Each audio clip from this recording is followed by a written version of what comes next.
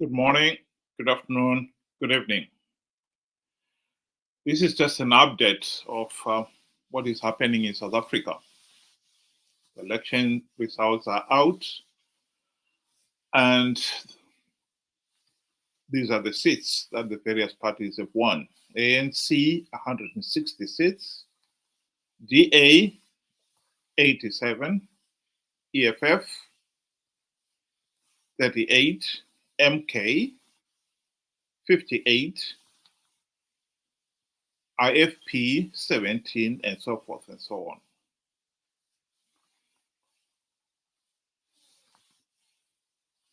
ANC would need to go into a coalition to get over the 201 seats to have majority in parliament. And so it has got the option of going with DA, EFF, led by Julius Malema, and MK, led by the former president, Jacob Zuma. The coalition talks, yesterday it was in the news that they are underway, but it doesn't seem to be much progress. Apparently, there seem to be some problems, in fact, as there seem to be some division in ANC itself, with rumors that the national executive was supposed to meet on Tuesday, but that meeting has been postponed because there are reports that the party didn't do so well, particularly in KwaZulu-Natal, where MK did so well, because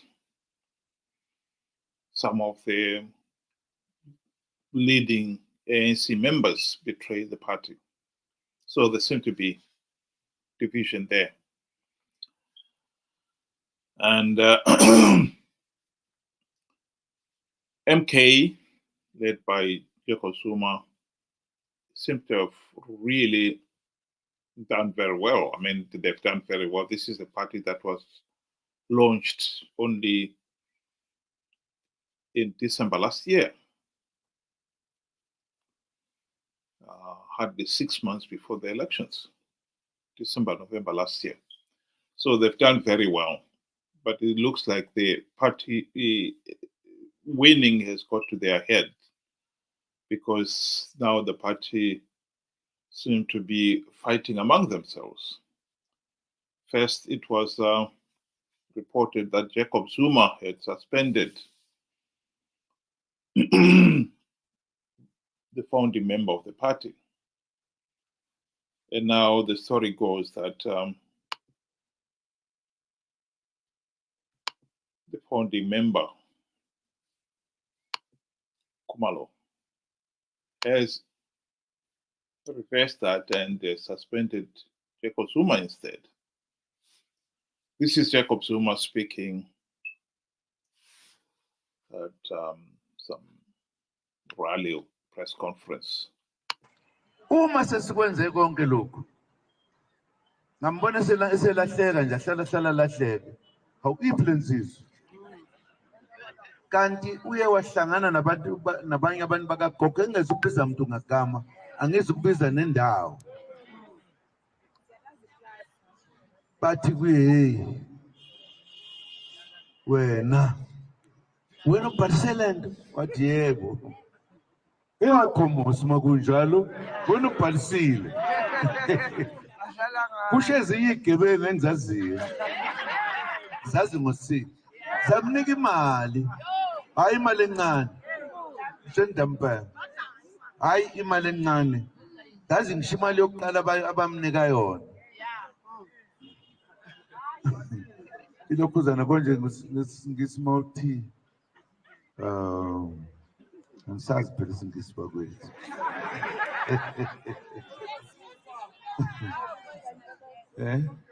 Inamsam. Ubani wazulu. Ubani wazulu. Isigidi niyazi manje kuthiwa isigidi ngesingisi kuthiwa nazonke inobani 00 bamenzela yonke inhlobo yento enhle uyabona ke nakisho emzabalazweni babekhona abantu abadayisayo abathengisayo abathengwayo akuyona into engajwayelekile leyo wayesethi-ke ngayo i-organization yakhe le. What it's basically saying is that Jabulani Kumalo, who was the founding member of the party, was paid huge amounts of money to do what he's doing. Apparently, Kumalo, it was Zuma who suspended Jabulani Kumalo, and Jabulani Kumalo has in turn suspended Jacob Zuma. So there seems to be problem in the MK party as well. It is interesting, actually, that one of the leading party leaders of pfeeee was comparing MK to pfeeee and saying that if it had been in Zimbabwe, MK would find itself having its members being recalled and new leaders imposed on the party and so forth. I think it is nonsensical to compare MK to pfeeee. Apparently, MK did, like I said, it was launched in November last year, and it didn't have a constitution, or people believe. Some people are saying that they haven't seen the constitution anyway, and certainly it doesn't have party structures, and it has not had any elected officials, and and so pfeee's argument is that MK did well without constitutions, elected officials, etc., etc. pfeeee did well too, except that in Zimbabwe, pfeeee was under attack immediately from Zanu PF. But the truth of the matter is, and what is the essence of pfeeee and MK, is that MK was participating in an election process that was, by all accounts, free, fair, and credible. And everybody knew it from the beginning. Whereas pfeeee knew they were participating in a flawed electoral process, which they knew from the word go that it was flawed, but didn't care. They also knew that by participating, they'll be giving Zanu PF legitimacy. They didn't care, because all they were after was the few gravy train seats that Zanu PF offers as bait to entice the opposition to participate. Fazema herself participated in the 2018 elections in Mount Pleasant. And this time, 2023, she participated in the same place. And she was one of the few who did win a seat. And even though SADC and the AU condemned the election process in Zimbabwe as flawed, she could not wait to take up a seat, and she did. And pfeeee leaders were queuing up to justify why they took up those seats, claiming these were liberated zones. a lot of rubbish, of course. The fact that there was infighting within CCC, as much as Zanu PF benefited from the infighting, one cannot also deny that the infighting in CCC has always been a feature of the party, just as much as it is a feature of Zanu PF itself. There are factions in Zanu PF, and there are factions in CCC. And for CCC members to keep pretending that all factions are caused by Zanu PF, I think it's far-fetched. The fight for power, and since that is all they care about, is something that one can expect in a party whose only motive is to win power and the wealth that goes with it. So trying to compare or pretend that people should compare MK to CCC is just nonsensical.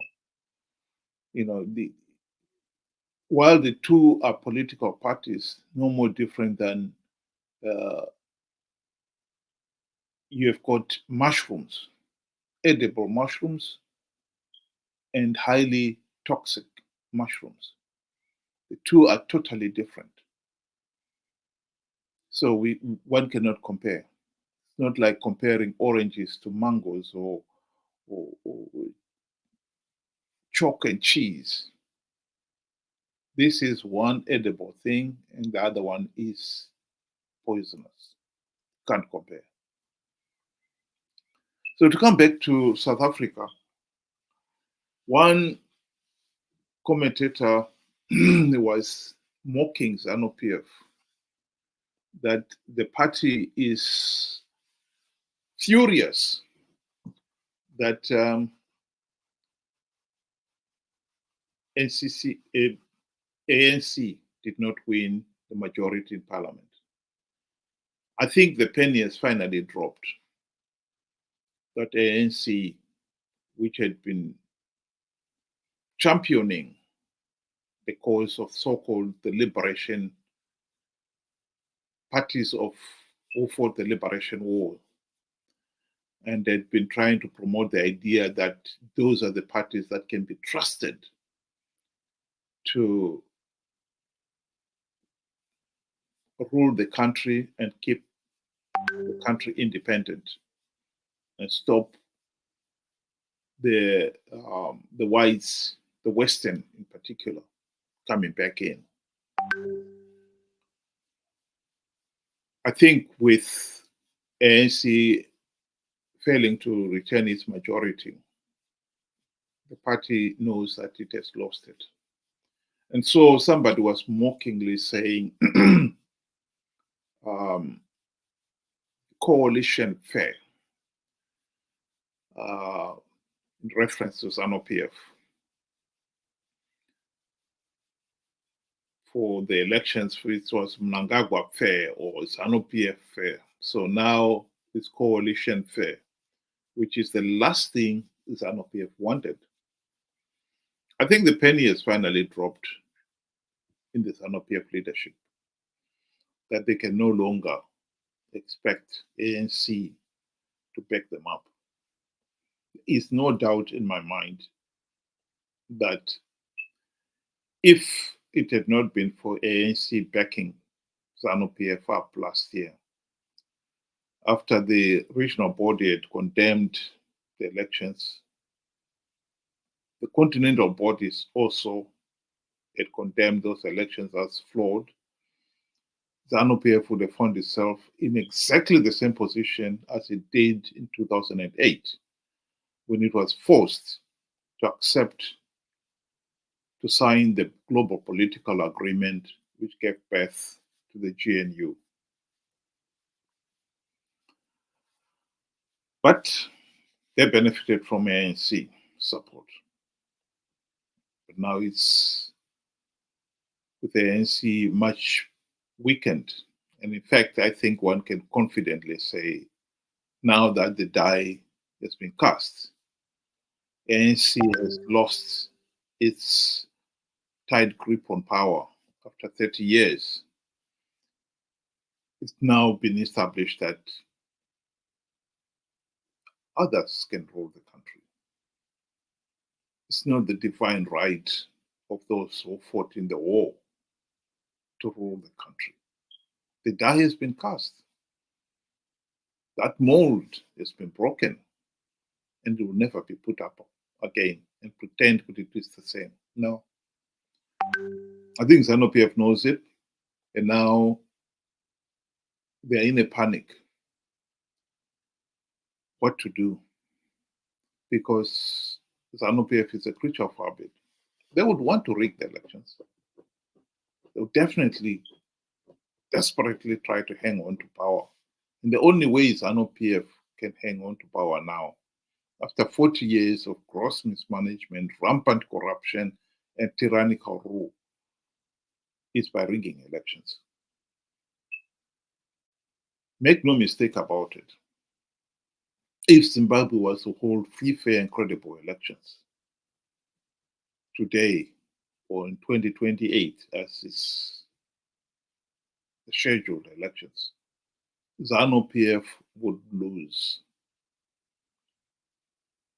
Professor Jonathan Moyo once said, he was mocking his former mentor, Robert Mugabe, that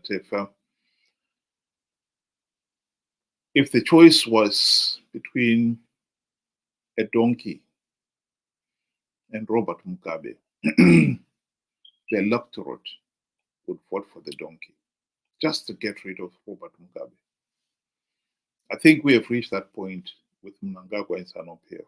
If elections are free, fair, and credible, the people of Zimbabwe would rather vote for a donkey if that was the only other option to Mnangagwa. That's how much they would like to see the back of Zanu PF and the Zanu PF dictatorship. So the regime knows it cannot afford the luxury of holding free, fair, and credible elections. And so they will try as much as possible to rig the elections. But now, without the backing of the ANC, with the backdrop of SADC and the AU condemning the 2023 elections, the party knows that it will be under very close scrutiny. If it somehow oversteps the mark and the elections are not free, fair, and credible, they can be rest assured that it will be in the sin bin again. Zimbabwe will have another GNU or whatever, but Zanu PF will not have political legitimacy. This is something, like I've said before, we should work for as a nation. This is a platform. The foundation is laid. This is a rock on which we can build our democracy. The biggest challenge going forward is to make sure that we stop the opposition participating in flawed elections for the purposes of giving Zanu PF legitimacy and thus perpetuating the dictatorship. I don't see the likes of Chamisa, Fazaima, Ere, and so forth listening to that. They will be participating in the hope that in those so-called liberated zones, they can still win the elections. They will lie to their ignorant and gullible supporters that this time they will definitely win, to entice them to participate, no matter how flawed the process happens to be. Our challenge is to make sure that these people understand that they're just being conned. Triple C did not win the 2023 elections, as Chamisa had promised, claiming that he had plugged all the vote rigging loopholes. He was lying. This time we've got to make sure that people understand and are smart enough not to be conned into participating again. I believe Zimbabwe has a very good chance of either forcing Zanu PF to implement reforms so that 2028 elections are free, fair, and credible. Failure to do that, of making sure that Zanu PF does not have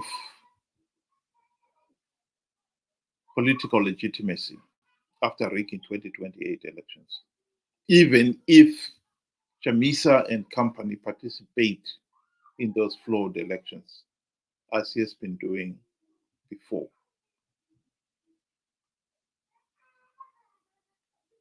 The best way to make sure that the Zanu PF does not get credibility is for us to make sure that the people of Zimbabwe understand the sheer futility of participating in flawed elections to give Zanu PF legitimacy.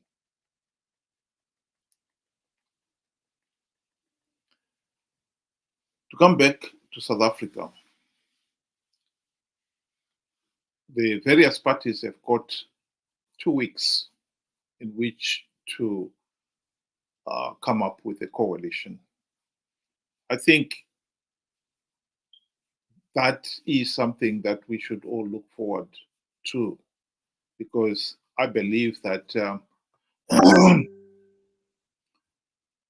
the changes in South Africa are so profound and they will have such a lasting impact on Zimbabwe politics that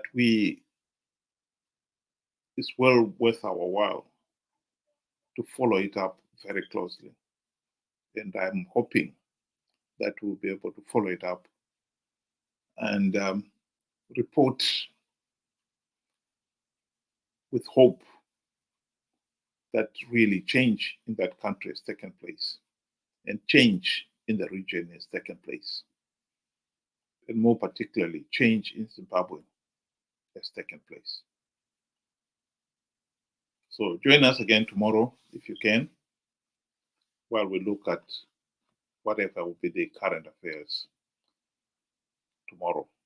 But we'll definitely be following up on the politics in South Africa. Thank you very much for joining me this afternoon, and have a good day.